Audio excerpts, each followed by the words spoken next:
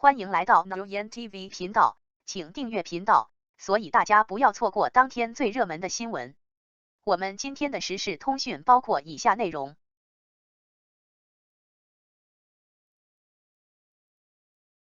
仅3天破2.2亿，王一博、胡军带来长空之王，冲击5亿票房冠军。在国产影视剧中，航空题材一直对观众有着独特的吸引力。2000年上映的电影《紧急迫降》捕捉到了机长和乘客在空中的紧张气氛。现在看来依旧是经典再现，7.4的评分，绝对是对标杆水准的认可。2003年 TVB 推出的以航务人员为主题的《冲上云霄》，至今仍被无数人奉为同题材的经典佳作，评分8.3分，口碑相当不错。遗憾的是，由于技术门槛高，拍摄难度大，高质量的航空题材作品越来越少。这2年比较拿得出手的也就只有中国机长了。直到今年5月1日，观众们似乎看到了这个主题的希望。电影《长空之王》仅3天就突破了2.2亿，截至发稿，取得了同期影片的最佳成绩。再看看王一博、胡军的流量加戏码阵容，有望冲击5亿票房冠军。特效大片看点满满，实力演员撑起票房。电影《长空之王》讲述的是雷雨、王一博士为代表的优秀飞行员，经过严苛的选拔，正式成为试飞员，并且在无数次试飞中与死神擦肩而过，获得极限数据的故事。很明显，《长空之王》的主题设定要求影片在后期制作上做到极致，而《长空之王》没有让观众失望。电影的飞行内容水平非常高，各种飞机都能让飞机迷眼花缭乱。可见剧组在影片创作过程中做了大量功课，聘请了专业的飞行员、科学家、工程师为长空之王的制作背书。关键是电影中的场景既兼顾了大场面的惊险刺激，又做到了无可挑剔的专业严谨。仅凭这一点，长空之王就值回票价了。除了质感，演员阵容也撑起了电影的半边天花絮。从演员表来看，长空之王的男女主角虽然是演技相对青涩的年轻演员，而胡军、郑晓宁、潘斌龙、程泰深这些配角出现，都是观众耳熟能详的实力派演员。在《长津湖》中，胡军饰演的雷公一度成为电影中最大的泪点，让观众泪流满面。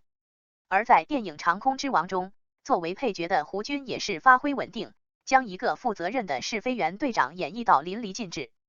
剧情片段中，胡军有一段在战友墓前诉说自己的思念，而这一幕中的胡军自始至终都带着铁骨柔情的性格气质，外表刚毅，身材挺拔，眼中的泪水却柔和细腻，让观众瞬间共情和难忘。说实话，男主王一博的人气和咖位在影视圈还未打开的情况来看，很多非粉丝观众是冲着胡军和大片特效走进影院的。让观众意外的是，《长空之王》是霸屏后讨论最多的内容，不是特效的制作，也不是实力派演员的塑造，而是王一博的演技。演技赞不绝口，王一博做到了尽善尽美。虽然国产电影的发展还是挺快的，但是从影片的配置来看，真正的大片好片几乎都是中生代演员承包的。影坛上有名字的年轻演员少之又少，但《长空之王》的播出让王一博成为了影坛的一匹黑马的存在。点开《长空之王》的相关评论，几乎都是关于王一博演技的。有网友直言这是雷雨的成长史，也是隐身战机的诞生过程。有网友称赞演员王一博简直是雷雨本雨，完美拿捏角色。正如网友所说，王一博在《长空之王》中的演技彻底摆脱了流量的标签。通过他的塑造，《长空之王》相对老套的设定变得更加有趣。在人物形象上，王一博塑造的雷雨是一个狂热的飞行爱好者。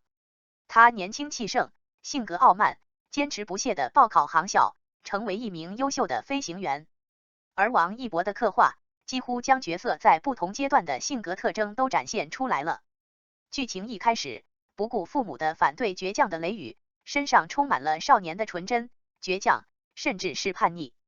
经历了生死之后，雷雨更加清楚地理解了父母的忧虑，更明白了自己肩上的重任。电影中有一个重要的场景，雷雨在父母面前做出艰难的职业选择。这一刻，他为自己能为祖国做贡献而自豪，但同时又愧疚、责备自己没能陪在父母身边。这一幕，王一博的每一次抬眼，都让观众感到不敢直视的愧疚。他欲言又止的每一个小动作，都在表达着角色内心的愧疚，却不得不离开父母，转身投入是非园的心理活动。就是这样细腻的表演塑造，让雷雨这样骄傲的人设，也有让观众感同身受的一面。虽然和真正的实力派演员相比，王一博还是有很大的进步空间，